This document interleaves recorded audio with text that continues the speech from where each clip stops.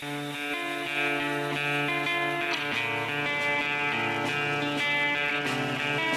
Air Force has a different kind of plane for every task, but its fighter jets are often its most visible aircraft, carrying out a variety of missions over any kind of terrain. The first F-15 arrived in the early 1970s, and the highly advanced, though technically troubled, F-35 came online in the past few years. In that period, the Air Force's fighters have operated all over the world, adapting to new challenges in order to dominate the battlefield and control the skies.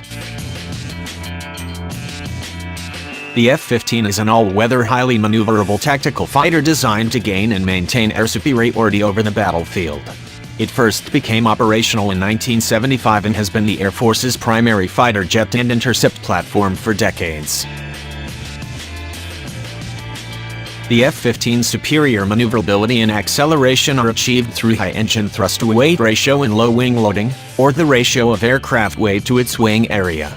Combined with the high thrust-to-weight ratio, low wing loading lets the aircraft turn tightly without losing airspeed.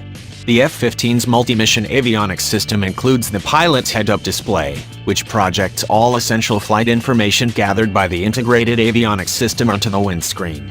This display allows the pilot to track and destroy an enemy aircraft without having to look down at cockpit instruments.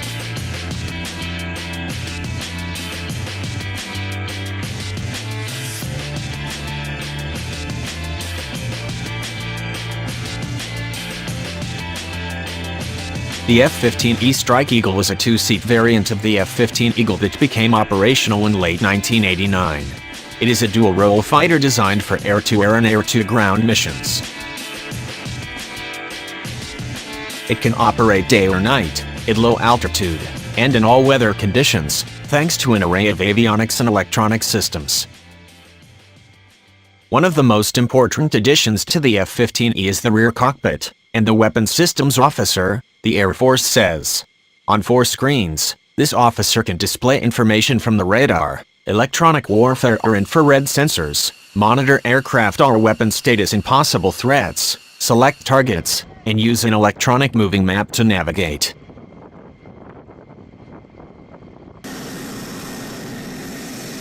The F-16 is a compact, multi-role fighter that first became operational in early 1979.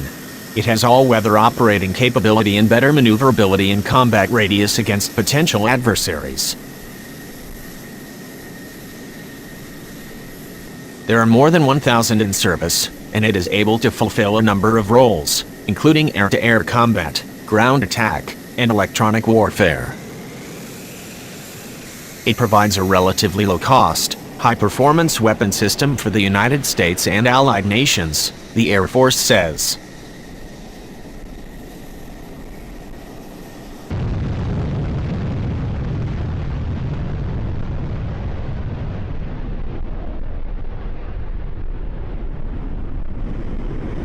The F-22, introduced in late 2005, is considered the U.S. Air Force's first fifth-generation fighter.